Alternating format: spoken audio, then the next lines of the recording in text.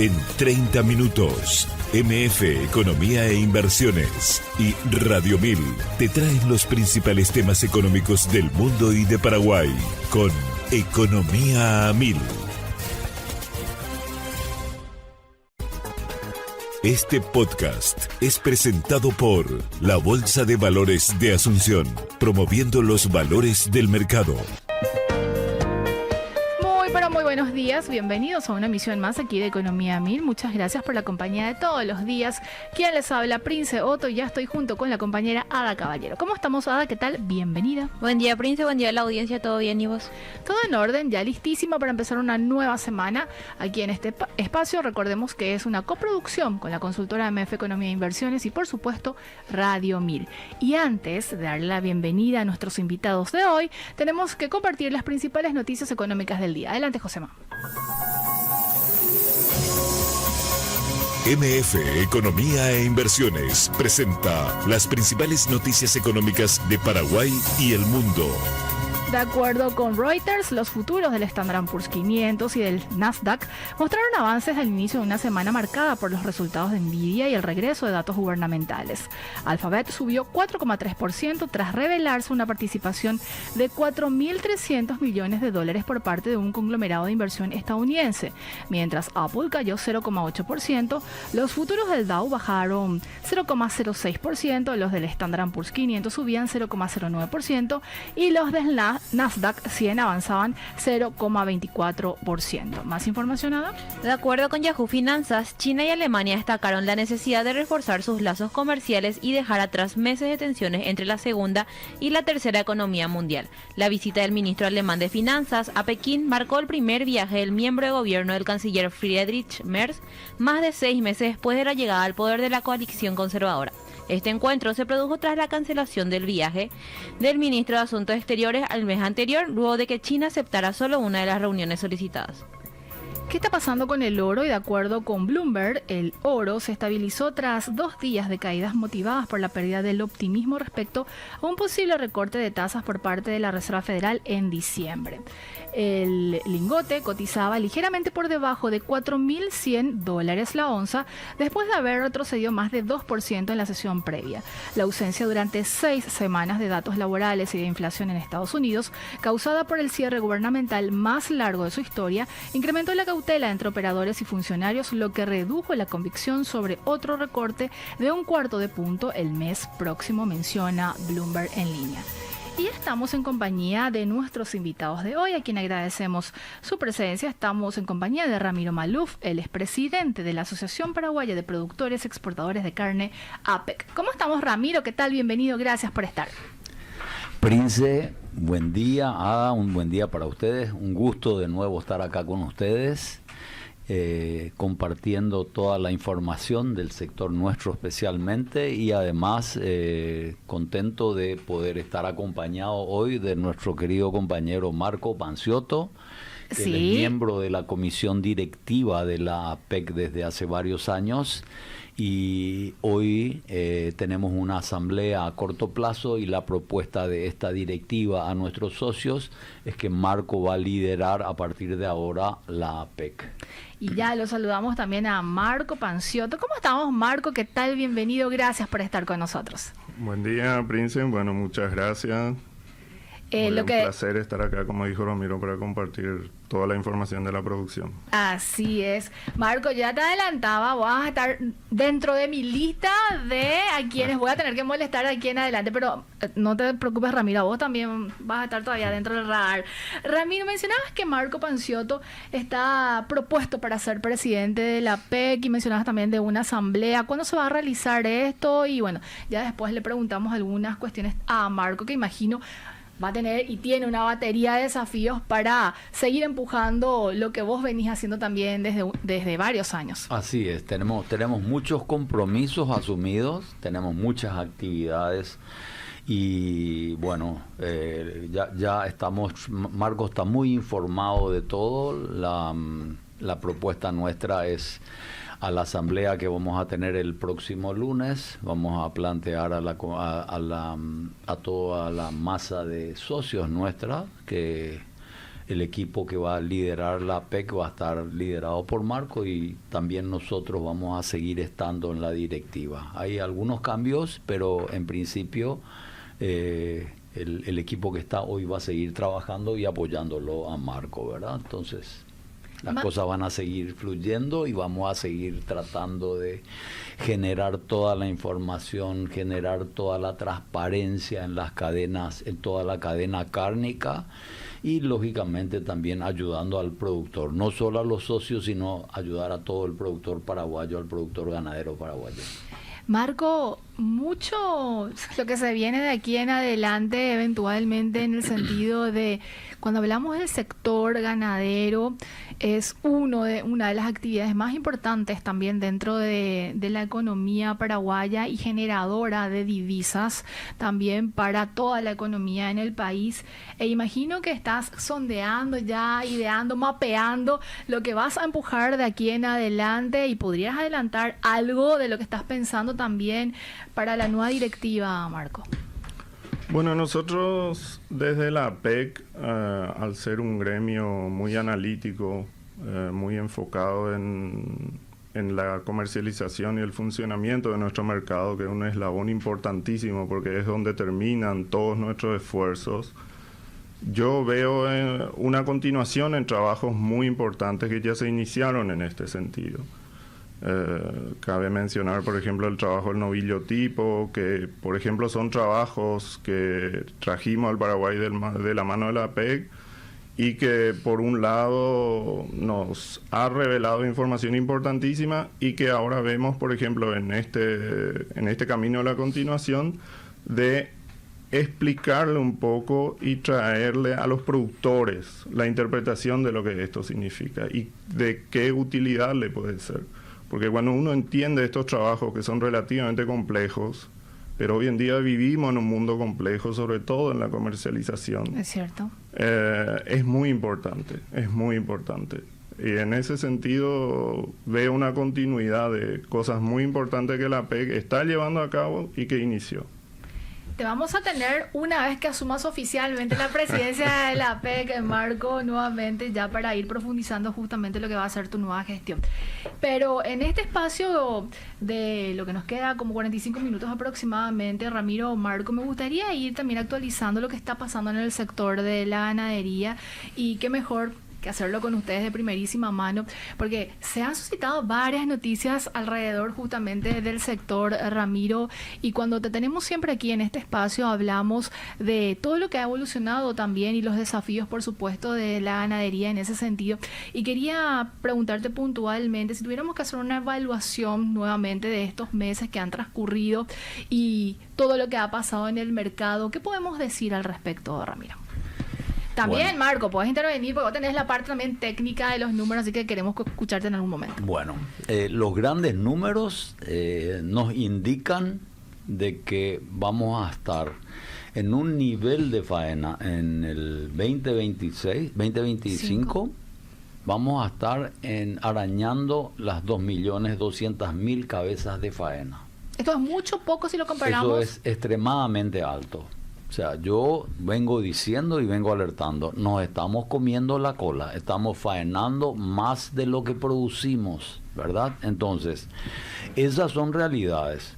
Ya estamos muy cerca de las 2 millones de cabezas a hoy la faena y tenemos todavía lo que resta del mes de noviembre y diciembre. Vamos a tener un mes de alguna manera con unas disminuciones de días de faena, probablemente porque tocan Navidad y Año Nuevo, tocan a mediados de semana y eso podría generar algún trastorno en las operaciones de las industrias. Pero por el otro lado vemos que hay extremada demanda internacional y local como para que las industrias no aprovechen y mantengan un ritmo alto de faena que lastimosamente visualizamos que viene cayendo. Hasta el mes de octubre vino en caída libre el nivel de faena desde julio más o menos. ¿Producto de qué, Ramiro, Marco? Nosotros, o sea, nos gustaría algunas cosas, Prince, nos gustaría que también le pregunte a la industria, porque nosotros hay cosas que no vemos, no entendemos, o tal vez entendemos, pero querríamos que responda la industria, porque si lo que siempre mencionamos, si la escala está larga, eso significa, si las industrias tienen comprado mucho ganado, sí. Si las industrias tienen comprado mucho ganado, ¿qué es lo que está ocurriendo en este momento? Tienen comprado mucho ganado y recién ahora comienza a repuntar el nivel de faena en los últimos días, pero en el mes de octubre, a pesar de tener escalas largas, tener comprado mucho ganado, el nivel de faena estaba muy bajo, ¿verdad? Entonces, no vemos razón para tener ganado disponible para faenar y no faenar al máximo del rendimiento de las industrias, que les permitiría a las industrias tener costos fijos más razonables. ¿Este tipo de práctica es usual o no, Ramiro? Viendo antecedentes, digo... Infelizmente, y esto se repite desde que aumenta la concentración en Paraguay, el índice de concentración aumenta, Marco, corregime, desde el 2017 o 18, cuando Minerva adquiere los activos de JBS en Paraguay. El índice de concentración salta de 1.400, el índice HHI, a 2.400 más o menos. Desde ese momento comenzamos realmente a tener una situación mucho más complicada en la parte de comercial, de negociación. Esta concentración de dos empresas que faenan el 60%, faenaban el 62% el año pasado, gracias a la participación de Minerva, ese nivel de concentración bajó a 60 o a 59%, pero ese nivel de concentración hace que haya una dominancia extrema y que eso perjudica al productor y perjudica al país, porque está ocurriendo esta situación de que está disminuyendo el hato porque hay pérdida de entusiasmo, hay poca previsibilidad en el negocio, el productor no sabe cuando encierra su ganado, no sabe finalmente a qué precios va a vender, y eso no es razonable. Entonces nos encontramos de que hoy la industria tiene mucha información, y por esas razones que nosotros también generamos información, porque nosotros no le podemos decir al productor, miren, esta es la situación y ustedes no deberían vender ganado ahora porque en enero el precio va a estar más alto. Claro, porque es una decisión no individual. Le podemos decir al productor eso, pero nosotros le damos insumos al productor para que mire y analice realidades de lo que va a ocurrir, como para que entiendan ellos en el que va a pasar en enero. Entonces, si hoy las escalas están altas, quiere decir que ha habido mucha oferta, el productor ha ofertado mucho ganado, sí, y eso obviamente ha permitido que aprovechen las industrias con el nivel de concentración que hay, con la dominancia que tienen, y no quiero decir abuso de la dominancia, pongo solamente como dominancia. Ocurre esta situación, entonces nosotros no le decimos al productor no vendas ganado, pero le decimos, miren, esta es la situación, ármense ustedes su propio juicio de valor y en función a eso tomen decisiones comerciales que sean razonables para ustedes y sus empresas. Marco, cuando Ramiro habla del nivel de concentración para un mercado como el de Paraguay, ¿cuánto debería de ser para que de alguna manera esta oferta y demanda funcione como flexiblemente y no como lo que estamos teniendo? Porque evidentemente también incide muchísimo en el precio. Sí, incide muchísimo, sobre todo en el precio de los dos lados, para nosotros productores y para el consumidor nacional. Claro. Porque así como Ramiro dijo muy bien, la faena viene en caída libre desde aproximadamente julio, el precio al productor viene en caída desde finales de septiembre. ¿De cuánto estamos hablando? ¿Cuánto le está pagando la industria al productor? Llegamos a tener valores muy buenos. El precio llegó inclusive, o sea, se hablaba de $4.80 más una bonificación a los establecimientos de confinamiento, que inclusive escuchamos de operaciones que se llevaron a realizar a $5 el kilo al gancho. Sí. Pero hablemos de $4.80 para lo que hoy O sea, entendemos que hoy hay propuestas de en torno a 4.30. Inclusive escuchamos algunos rumores de la intención de que el precio baje más. Y no vemos razón para hacerlo. No, porque el mercado internacional está extremadamente demandante y el mercado local también. Por eso que estaban hablando de decir, bueno, ok, va a faltar o no va a faltar costilla para el consumo local en el periodo de las fiestas. Ya llegamos a diciembre, va a haber cobro de aguinaldos, va a haber un aumento de recursos en toda la población y con toda seguridad va a haber un aumento de consumo de los cortes tradicionales nuestros en esa época. Obviamente Paraguay es un consumidor de carne con hueso y eso hace que inclusive a pesar de los niveles de faena, porque además de estas 2.200.000 cabezas tenemos unas 300.000 o 350.000, tal vez 400.000, porque no tenemos mucha información de lo que pasa en el mercado local en todo el país, en el interior del país. Hay lugares donde están controladas y fiscalizadas las faenas y hay otros lugares donde el servicio o el MADES no tienen mucho control de lo que ocurre. Obviamente sí, las intendencias municipales sí tienen control, pero entonces no tenemos registros que puedan darnos mucha seguridad.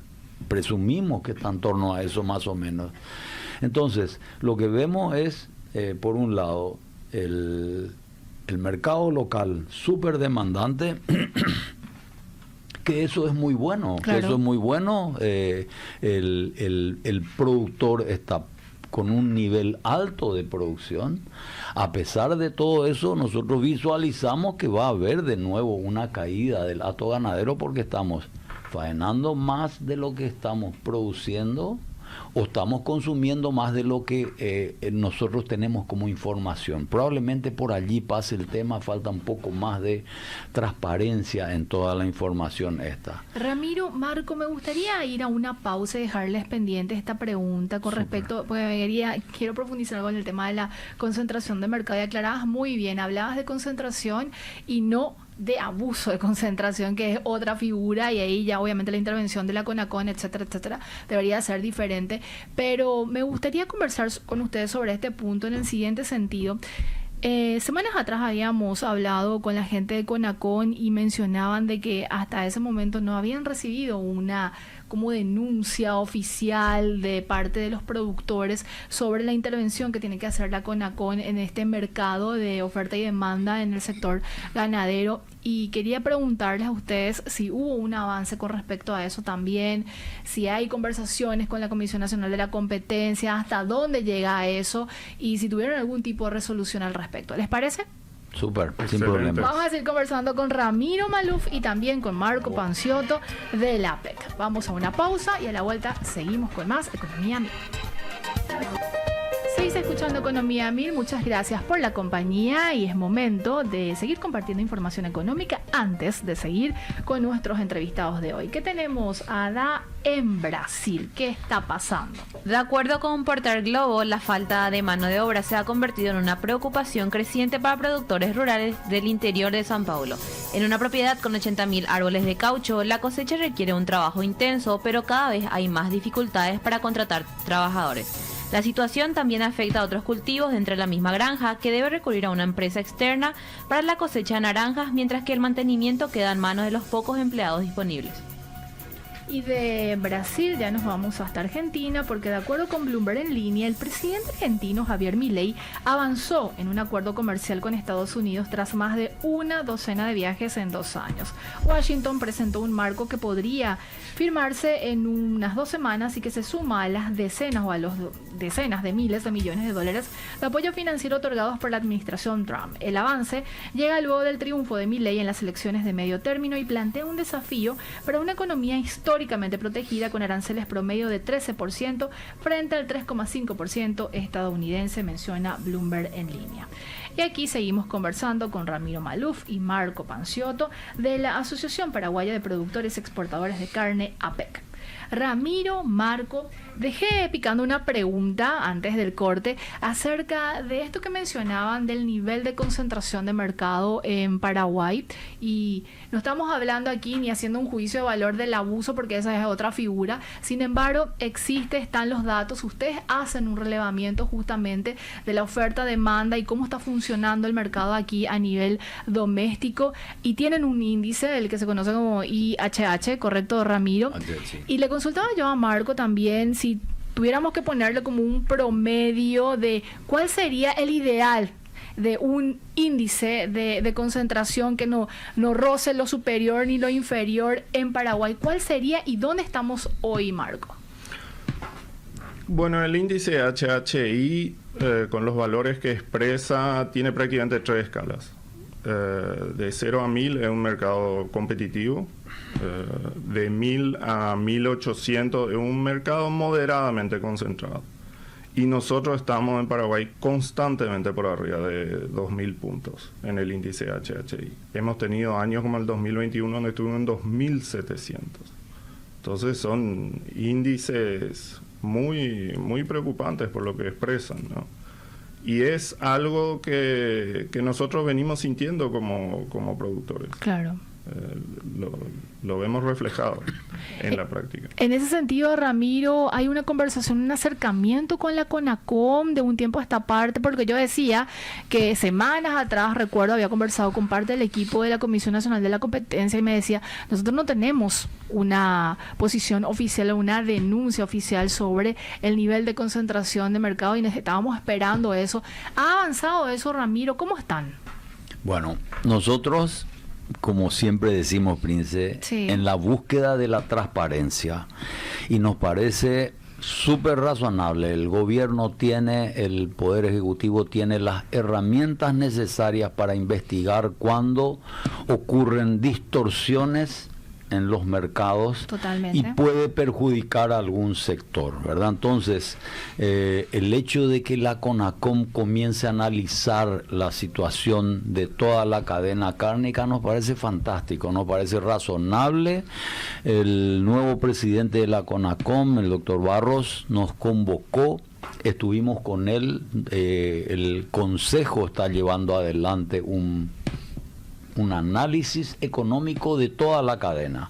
Tiene un equipo económico y nos convocaron como para que le transmitiéramos toda la información que podíamos para el análisis. Entonces, entendemos que la CONACOM está haciendo, por el lado del Consejo, un trabajo económico para ver todas las implicancias que tiene la situación de la cadena cárnica. Por el otro lado, el doctor Ricardo Gavilán, y celebramos que nos haya convocado hace un tiempo. Él es el director de investigación. Él es el director de investigaciones. Nos convocó para que nosotros le explicáramos cómo funciona la cadena, cómo funciona la operación comercial, y bueno, compartimos con él, le explicamos exactamente, le dimos todos los insumos que podíamos, como para que también la Dirección de Investigaciones haga el trabajo que considere prudente y razonable hacer. Entendemos que la CONACOM está con todas las luces prendidas hoy sobre este tema del negocio cárnico y celebramos que sea así.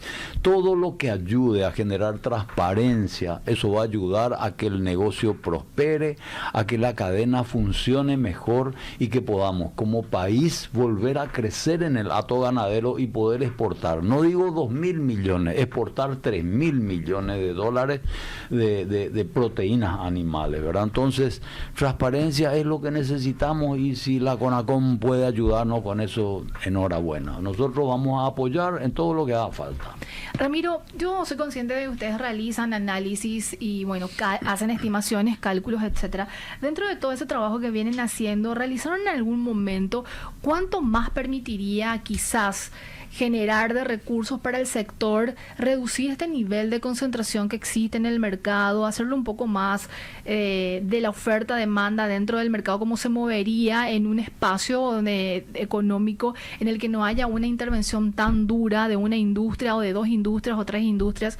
¿Hicieron algún tipo de ejercicio? ¿Cuánto más redituaría para el sector en materia de precios y también para el consumidor, o no hay un trabajo fino sobre eso, Marco, Ramiro? Es muy difícil hacer un trabajo fino con este tipo de números, y más quiero pasar un poco el tema de precios y me quiero concentrar que para nosotros productores ganaderos muy importante es en el tema estabilidad.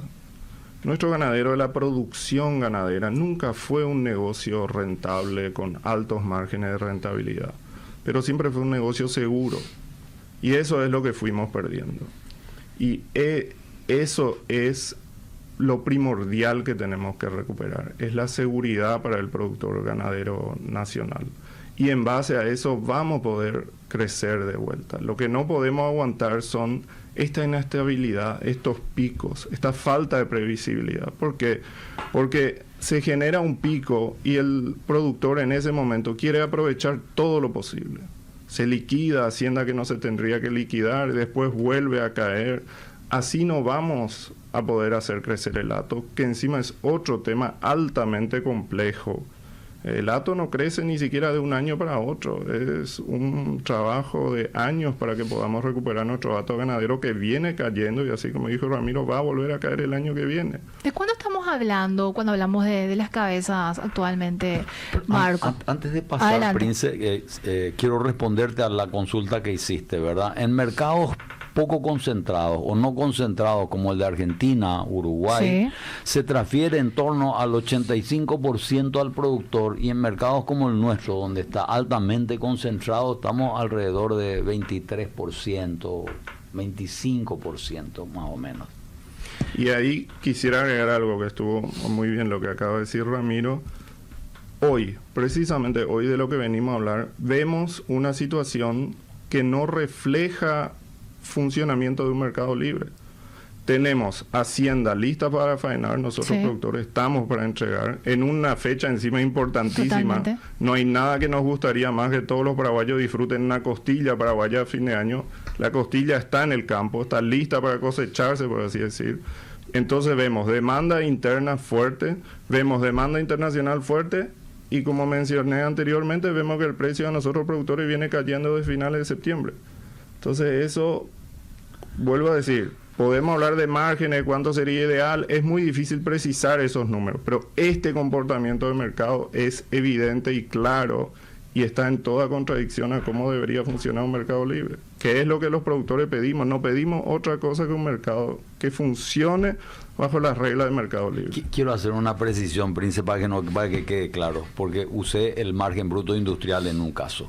Es en mercados como Argentina y Uruguay, donde no hay una concentración tan alta, donde juega más libremente, se transfiere el 85% del valor del negocio, se transfiere a la producción, y en mercados muy concentrados como el nuestro se transfiere 75%.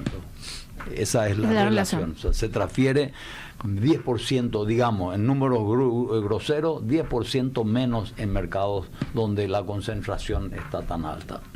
Hablaban también del hato ganadero, que es una arista o un tema que genera mucha preocupación por la caída y el no recupero, y obviamente la situación complicada que están atravesando Ramiro, Marco. ¿Qué se hace o qué alternativa tiene el productor hoy por hoy ante este escenario de ya perspectiva de caída incluso? ¿Y de cuánto estamos hablando cuando hablamos del hato ganadero, Ramiro? Nosotros presumimos que vamos a tener una caída de vuelta en el 26 de unas 300.000 cabezas más o menos, que pueden estar conformadas por 100.000 cabezas más de faena que lo que fue el año pasado. Sí.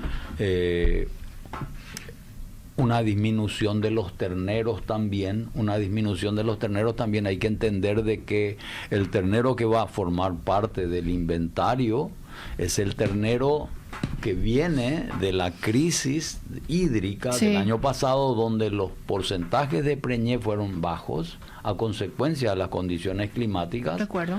Eso es por el otro lado, entonces vamos a tener una disminución probablemente de terneros que están ya en este momento ya paridos y que van a formar parte del inventario del año que viene. Y por el otro lado, por tercer tema importante, la venta de vientres, la venta de hembras por las necesidades y por la falta de previsibilidad que hay en el negocio. Entonces, en los momentos donde el precio estaba razonable, el productor necesariamente no sé qué va a pasar más adelante, entonces vendo ahora, aprovecho y vendo ahora. Eso es lo que va a hacer que caiga el hato. Visualizamos, y teníamos la esperanza, hace un par de meses veníamos diciendo, si la industria continúa con valores muy razonables y no hace ninguna estrategia como la que visualizamos ahora, donde sube el precio internacional, o sea, en el novillo tipo, el valor total del animal está más arriba y el valor del animal, el valor al que le pagan al productor está cada vez más bajo, ¿verdad? Entonces, la brecha se agrandó de vuelta y eso es lo que le saca previsibilidad al negocio. Entonces, creíamos que podríamos tener, digamos, más ganado retenido, más hembras en servicio, como para que esas tengan cría el año que viene y sean los terneros que entren al inventario en el 2027. Tenemos que hacer nuestra última pausa y a la vuelta me gustaría profundizar en otro tema.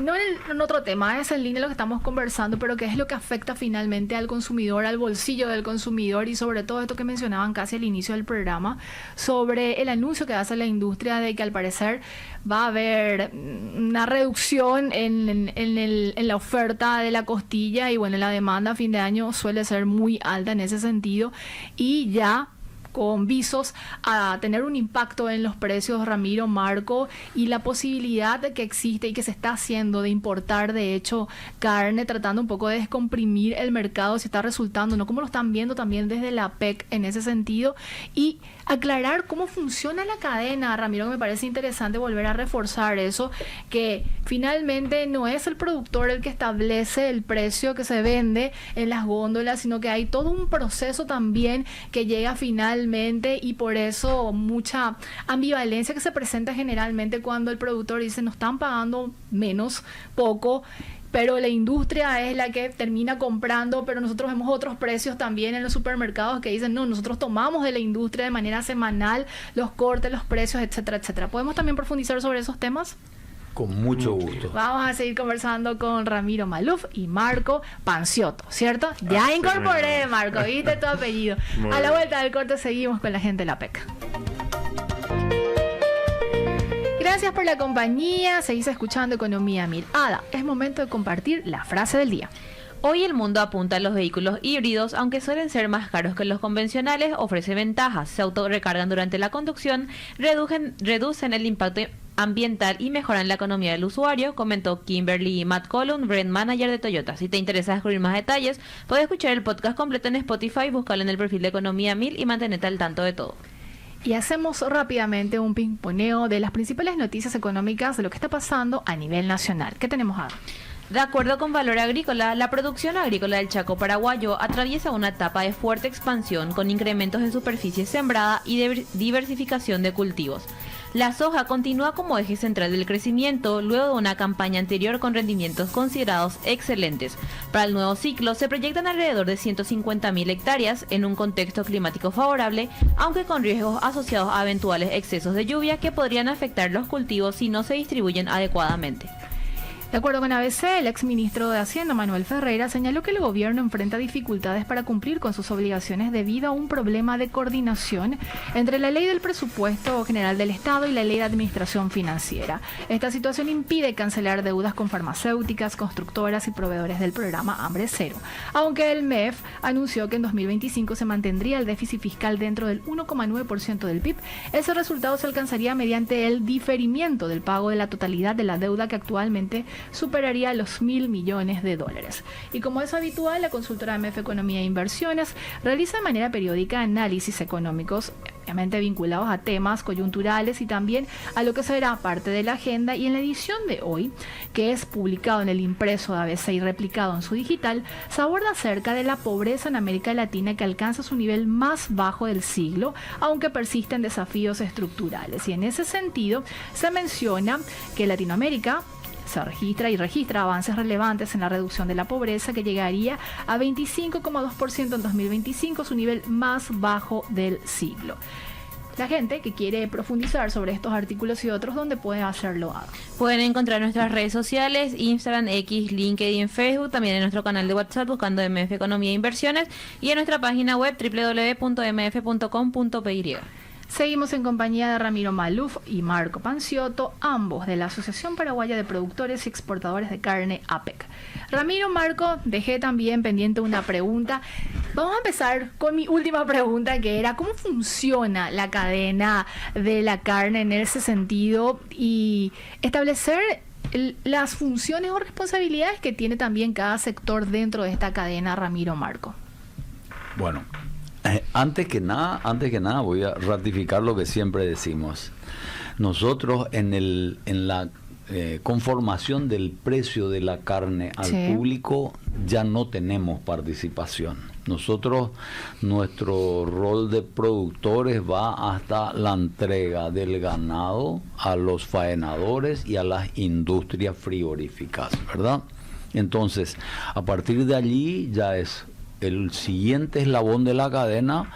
Y sí, también hay que entender de que esto mismo que nosotros estamos diciendo, el nivel de la dominancia que tienen estas dos industrias, hace que también manejen el 60% de toda la costilla del ganado de exportación que se queda para el mercado doméstico, ¿verdad? Paraguay es un país un consumidor de carne con hueso, y en lo que va del año ya hemos importado casi todo carne con hueso, pero también carne sin hueso. Hemos importado 15 millones de kilos de carne hasta el mes de octubre, hasta el cierre de octubre hemos importado 15 millones de kilos por un valor de $50 millones. ¿Provenientes de qué países principalmente? Básicamente de Brasil. Y eso en teoría debería haber empujado a la baja el precio, Ramiro. En este momento se sigue importando costilla de Brasil, pero también hay que entender de que con los valores a los que está recibiendo el productor hoy en Brasil, ya se hace cuesta arriba la importación de costilla de Brasil, porque la costilla paraguaya está más barata, ¿verdad? Entonces, en este ritmo de crecimiento del valor del ganado en Brasil, probablemente no vamos a poder importar costilla de ese país porque el precio de la costilla paraguaya está más barata, ¿verdad?